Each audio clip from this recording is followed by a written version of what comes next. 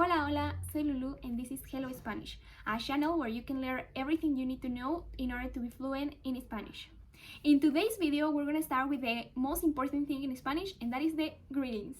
Because how are you going to say that you're speaking Spanish if you cannot greet someone else? So only to clarify, this video as well as this channel is focused on Mexican Spanish. This because I'm Mexican, and that doesn't mean that the language changes in every country. That only means that in some countries and in some even cities inside the whole country, the Spanish or the language change a little bit. It is more about vocabulary, but sometimes can be a little about grammar as well. And this happens in every single language. The language changes depending the region, the area, the country. So, but you don't have to worry so much for that. If you are in this channel, it's because you want to know how to greet in Spanish. So let's start. Maybe some of these greetings you already know because they are very popular in English and in other languages as well. So it's not going to be so difficult, but I'm sure there is going to be at least one that you don't know. First of all, we have the basic hola. And this actually, I know that everyone knows, or everyone who is learning Spanish has to know. It is a simple hola and easy peasy. Some Spanish speakers also say like hey. This is informal, not formal, but very casual and very common as well. We have also buenos días, buenas tardes, buenas noches. Also, in this last one, buenas noches, is a little different to English because we don't only say it to when we are saying goodbye, we say it as a greeting. If you're going to meet someone but it is night, you have to say buenas noches. For this last one, buenas noches, if it is a goodbye, you can also add the word descansa. This literally means rest, but it is used also as have a good night, sleep well, all of this, so you can use it. The other common question is ¿cómo estás? But this only applies if it is an informal or casual situation. We're gonna learn more about it in the next videos, but if it is a formal situation, you have to say ¿cómo está?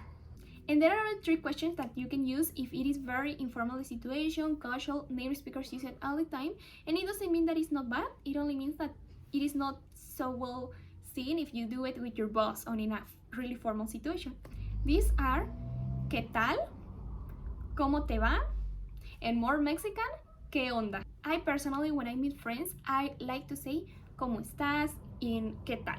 Both of them work perfectly with friends, with people that you know, and that you're familiar, and sounds very friendly and also like nice. To answer, the 2 most common answers can be bien, or not so common, but you can also say it mal.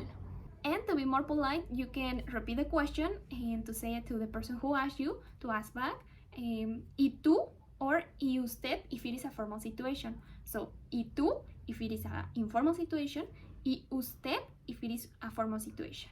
So, as well as in English and in other languages, if someone asks you ¿cómo estás? ¿Qué tal? How are you? How's it going? It is normally because they are not expecting a long answer or to know all about your life. It is a normal and common greeting to say hi, but it doesn't mean that you're gonna tell all your life in this situation. Normally, it only means that the person wants to be polite and you have to answer with bien most of the times. But if you are really talking with a really close friend and they want to know and you feel like really bad, you can say with mal.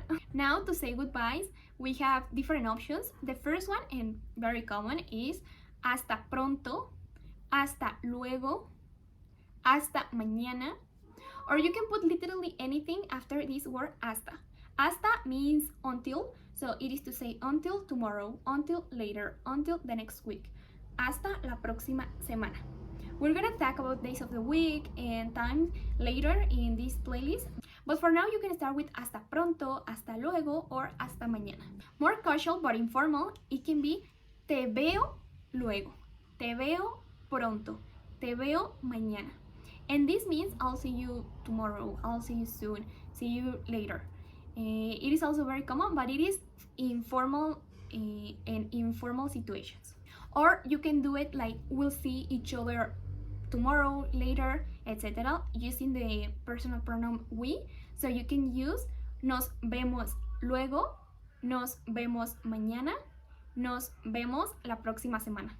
To wish a good day to the other person, because that sounds very polite, you can add que tengas un buen día. This literally means have a good day. but that is in an informal way. If you want to say it in a formal way, you have to say que tenga un buen día. Que tenga un buen día. And finally, we have our adios. Adios is very common, but you can also say bye or ciao. Both of them are very common as well, so either of these three are you can use. So now that you know all the greetings and goodbyes, let's do a small practice, very small. I only gonna ask you some questions, basic question, and you have to answer and ask me again, and then we say goodbye. It's only small, so you can have your first conversation in Spanish. Hola, ¿qué tal? ¿Cómo estás? Bien, gracias. Hasta pronto, que tengas un buen día. Adiós.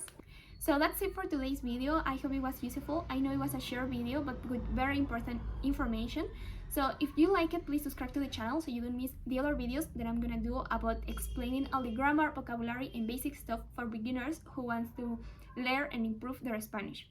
So that's it. Que tengas un buen día. Hasta el próximo video. Bye bye.